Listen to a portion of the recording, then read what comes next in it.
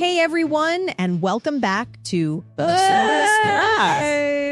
You know that feeling when you have something to say in English, but the words just don't come out? Or maybe you speak, but it feels a bit stiff, not natural?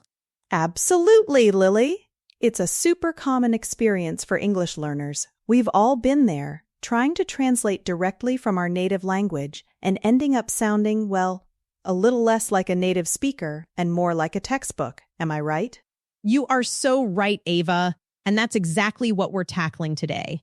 We're diving deep into 300 essential phrases for daily English speaking, focusing on how to make them sound natural, effortless, and confident through the power of shadowing practice. This isn't just about memorizing words, folks. It's about owning these phrases, making them a part of your everyday speech so you can think and speak in English more spontaneously. We'll show you some key phrases you'll hear and use all the time, explain them simply, give examples, and then guide you through practicing them. Our goal is to help you boost your fluency and confidence.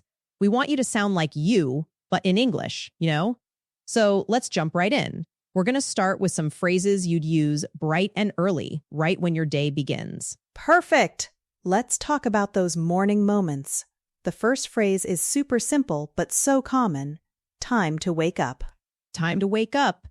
You'd say this to yourself, maybe to your kids, or if you're trying to gently rouse someone from their sleep, it's an instruction, but often a gentle one. For example, your alarm goes off and you might groan, time to wake up already? Exactly. It sets the tone for starting your day. Or if you're feeling sluggish at work, you might even say it to yourself mentally. Okay, Ava, time to wake up and focus. It's versatile, really. So let's practice that. Repeat after me or with me. Time to wake up. Really try to imitate the tone, the rhythm. Time to wake up. Feel that urgency or that slight tiredness in your voice, whatever matches the context. One more time. Time to wake up. Great. Next up, once you're awake, what's usually the next step? For many of us, it's, I need to get ready. Oh, I need to get ready is a classic. This means you need to shower, brush your teeth, get dressed, maybe do your hair or makeup. It's all the preparations before you leave the house or start your day. For instance, I can't talk right now. I need to get ready for work. And it's not just for work. You could say, I need to get ready for the party tonight. Or, the guests are arriving soon. I really need to get ready. It's about preparation for an event or just the day itself. Pay attention to the stress on ready. I need to get ready. Let's try it. Repeat. I need to get ready. Good. Again, listen carefully to our pronunciation and intonation. I need to get ready. Imagine yourself rushing or maybe feeling a bit relaxed. Let that emotion come through. I need to get ready. Okay, so you're awake, you're getting ready, and then, for many, it's time for some food. So, a very common question, what's for breakfast? The vital question. What's for breakfast? This one is super direct and practical. You might say it to a family member, or even think it to yourself as you open the fridge. For example, morning, honey, what's for breakfast today? Right, and it's not just what is for breakfast. The contraction what's makes it sound much more natural. It's quick, it's common. Let's practice. Say it with us. What's for breakfast? Make sure you link those words, what's for breakfast. It almost sounds like one word, what's for breakfast. One more time, nice and clear. What's for breakfast? Excellent. So we've covered waking up, getting ready, and thinking about breakfast. These are small building blocks, but they are crucial for sounding natural. Now, let's move into the getting out the door or starting your day kind of phrases. Yeah, once you're ready, you're usually off to work, school, or maybe tackling your tasks at home. A great phrase for this is, I'm heading to work school. I'm heading to work or I'm heading to school. This means you are on your way or just about to leave. It's very common to use heading to instead of going to in casual conversation.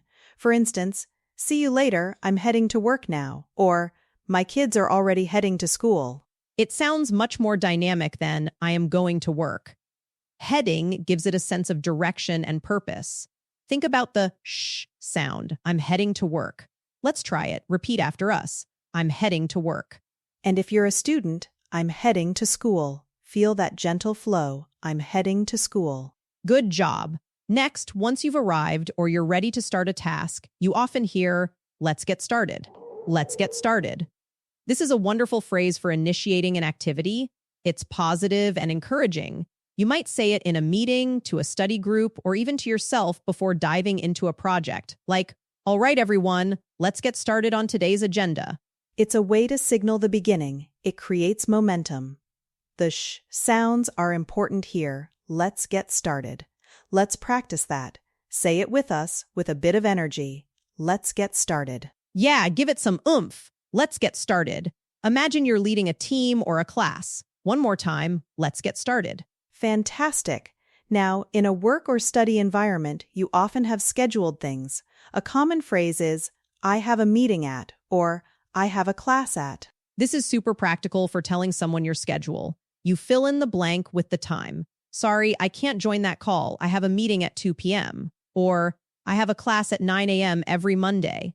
It's clear, concise, and professional. It's a foundational phrase for managing your day and communicating with others. Notice how have a often links together, sounding like have a. So, I have a meeting at. Let's practice. Try saying, I have a meeting at 10 a.m. Good. Now try, I have a class at 3 p.m. Really focus on that have a sound. I have a class at 3 p.m. Excellent. Moving into the middle of the day, it's often time for a break, right? Absolutely. The midday slump needs a good break. First up, a very social phrase. Are you free for lunch? Are you free for lunch? This is how you invite someone to eat with you. It's polite and direct. You're asking if they have time. For example, hey Ava, are you free for lunch today? Yes, and it can be adapted. Are you free for coffee? Or are you free for a chat? The key is, are you free for activity? Let's practice. Are you free for lunch? Pay attention to the rising intonation at the end because it's a question. Are you free for lunch? Perfect. Really get that question inflection. Are you free for lunch? One more time, imagine you're asking a friend or colleague, are you free for lunch? Next, sometimes you just need a moment to yourself. You might say, I need a coffee break. Even if you don't drink coffee, I need a coffee break means you need a short pause from work or study. It's very idiomatic. You could say, this report is driving me crazy. I need a coffee break. Or, let's take a coffee break. My brain is tired. It's a universally understood signal for needing a short rest. Notice the natural flow. I need a coffee break. The sh connects to need and coffee. Let's try it. Repeat. I need a coffee break. Feel that slight sigh of relief when you say it. I need a coffee break. Again, I need a coffee break. Great. And while you're on that break, or just passing by someone, a simple, friendly phrase is, how's your day going? How's your day going? How's your day going? This is a fantastic general greeting, especially in the middle of the day. It's more personal than, how are you, and invites a slightly longer response. You might say, hey Tom, how's your day going? It shows you care and want to engage in a brief chat. You can expect a response like, it's going well, thanks, or pretty busy but good. Listen to the rhythm. How's your day going? The stress is ongoing. Let's practice. How's your day going? Yes, that upward curve at the end is key for a question. How's your day going? Try it again, nice and friendly. How's your day going? Wonderful. Now let's shift gears to the evening, when the day is winding down. Evenings are a time for relaxing, dinner, and maybe some plans. A common way to ask about someone's evening is, what are you up to tonight? What are you up to tonight? This is asking about someone's plans for the evening. It's very casual and friendly. You might say, hey Sarah, long time no see. What are you up to tonight? It's a great conversation starter. The up to part means doing. So, what are you doing tonight? But what are you up to is much more common. Listen to how are you often blends into are ya. What are you up to tonight? Let's practice. What are you up to tonight? Focus on that natural blend. What are you up to tonight? Again with a friendly, inquisitive tone. What are you up to tonight? Fantastic. And for many, the evening involves preparing food. So, I'm going to cook dinner is super practical. I'm going to cook dinner. Straightforward and functional. You might say it if someone asks about your plans or you're telling a family member. I'm a bit tired, but I'm going to cook dinner anyway. Or, don't worry about food, I'm going to cook dinner tonight. It's a clear statement of intent, and notice how going to often becomes gonna in fast, natural speech. So, I'm gonna cook dinner. Let's practice that. Try saying, I'm going to cook dinner.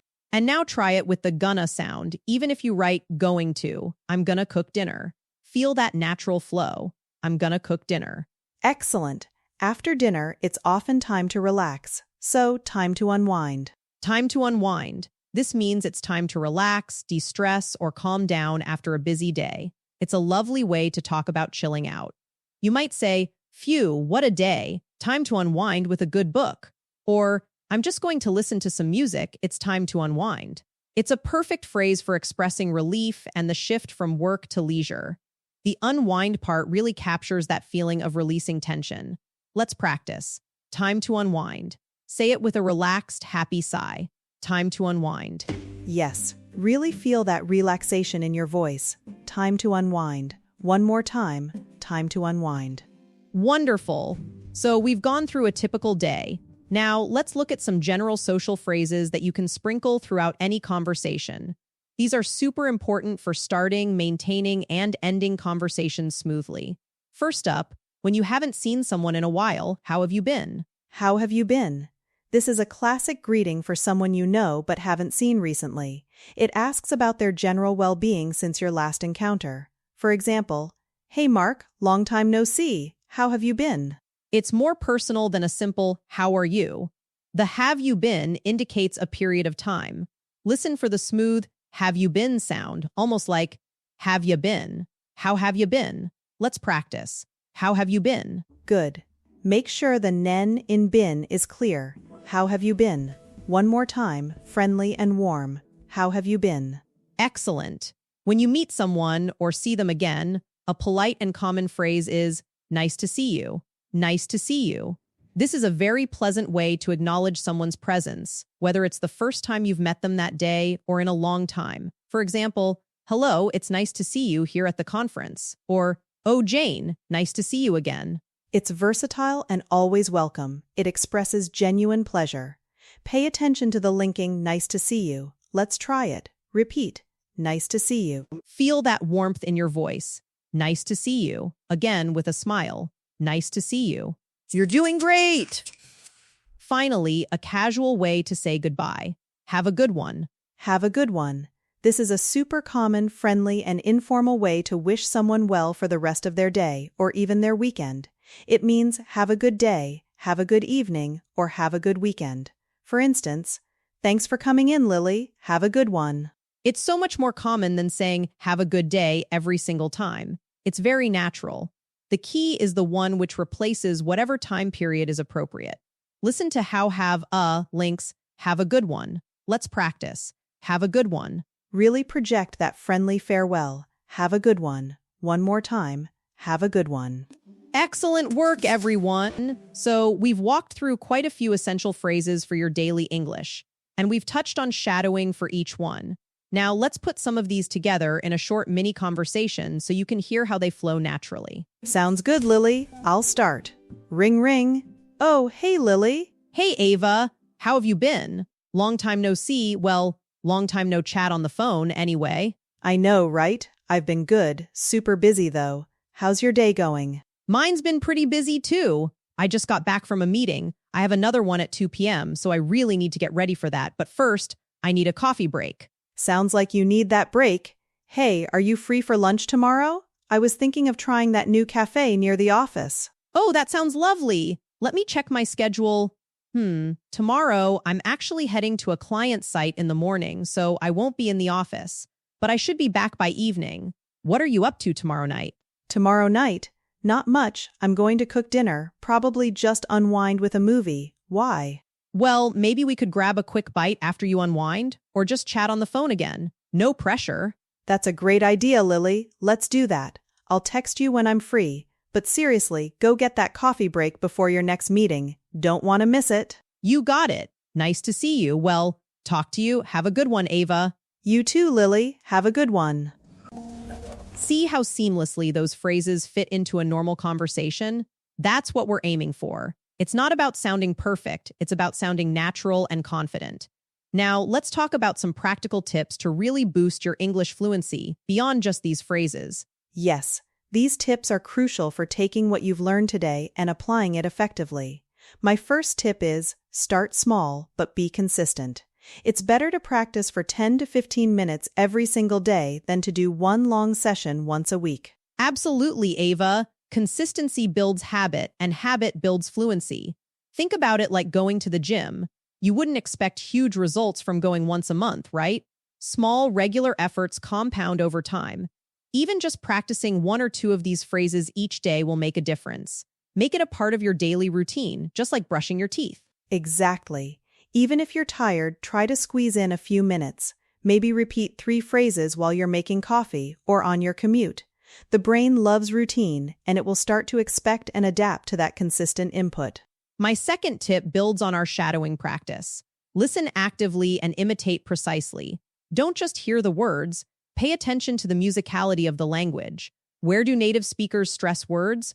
When do their voices go up or down? How do they connect words? This is so important. It's not just about the individual sounds, but the rhythm, the intonation, the flow of the sentence. Think of it like learning to sing. You don't just learn the lyrics, you learn the melody and the timing. When you're shadowing, try to match the speaker's speed, their pauses, their emotional tone. This will make your English sound so much more natural. That's why our examples today focused on not just saying the words, but how you say them. Does it sound friendly, urgent, relaxed? Those subtle cues are what make conversations truly engaging and understandable. So when you're shadowing, close your eyes if it helps, and just feel the language. And my third tip is perhaps the most crucial for many learners. Don't be afraid to make mistakes. Seriously, mistakes are not failures, they are learning opportunities. Every native speaker has made countless mistakes in their lives. It's how we learn, how we grow, and how we refine our communication. This is a big one. Fear of making mistakes often paralyzes learners, stopping them from speaking at all. But if you don't speak, you can't improve your speaking. Think of a baby learning to walk. They fall down hundreds of times, but they don't give up because they're focused on the goal, not the stumbles. Approach English with that same curiosity and resilience. Plus, most native speakers are incredibly understanding and patient. They appreciate that you're making an effort to speak their language. If you make a mistake, they'll usually understand what you mean or gently correct you, which is a gift. Embrace those moments, they mean you're pushing your boundaries. Exactly. My fourth tip is to find a practice partner, or if that's not possible, talk to yourself. Yes, seriously. Even narrating your day in English can be incredibly effective. Describe what you're doing, what you're thinking, what you plan to do next. I'm making coffee. I need to add sugar. It tastes good. Talking to yourself out loud helps you to activate your speaking muscles, to try out new phrases, and to identify where you're struggling. It's a safe space to experiment without judgment. You can literally just describe the objects around you or your actions. I am wearing a blue shirt. The sun is shining today. I'm going to drink some water. And if you have a partner, even better. You can practice these phrases in real time. Role-play situations, ask each other questions, and give each other feedback. The key is active spoken practice. That's where the magic happens. And my fifth tip, which is a game changer for many, is to record yourself. You might feel a little awkward at first, but it's incredibly powerful. Use your phone's voice recorder, read a short paragraph, or practice shadowing, and then listen back. It's like having a personal coach. When you listen to your own voice, you'll start to notice things you didn't hear when you were speaking. Maybe you're speaking too fast, or some sounds aren't clear, or your intonation is flat. It gives you concrete areas to work on. You can compare your recording to the original audio you're shadowing. It helps you become your own best critic and teacher. Don't judge yourself harshly, just observe and identify areas for improvement. It's a fantastic tool for self-correction and tracking your progress over time. So, to recap, our 5 tips for boosting fluency. Start small and be consistent. Listen actively and imitate precisely. Don't be afraid to make mistakes. Talk to yourself or find a practice partner. And finally, record yourself and listen back. These aren't just tips, folks. They're actionable steps you can start taking today. Learning a language is a journey, not a destination, and every single step you take brings you closer to your fluency goals. Exactly. You've got this. We've covered some essential phrases, practiced shadowing, had a mini conversation, and given you solid tips. Now it's up to you to put it into action. Remember, practice makes progress, not necessarily perfection, but definitely progress. We truly hope this episode helps you feel more confident and natural when you speak English. The goal is to build those neural pathways so these phrases just pop out when you need them, without you even having to think too hard. Yes, make these phrases your own. And remember that the 300 essential phrases concept is about building a solid foundation. Once you master these, countless other phrases will become easier to understand and use. If you found this episode helpful, please do us a huge favor and like this podcast, share it with a friend who's also learning English, and subscribe to Thesaurus Thrive for more practical English lessons. Your support really helps us continue creating content that helps you thrive in English. We love hearing from you too, so leave a comment below and tell us which phrase you're going to practice first. Keep practicing daily, stay motivated, and embrace the journey of becoming a confident English speaker. We believe in you. That's all for today, folks. Thanks for tuning in to Thesaurus Thrive. We'll catch you in the next episode. Happy speaking. Bye for now.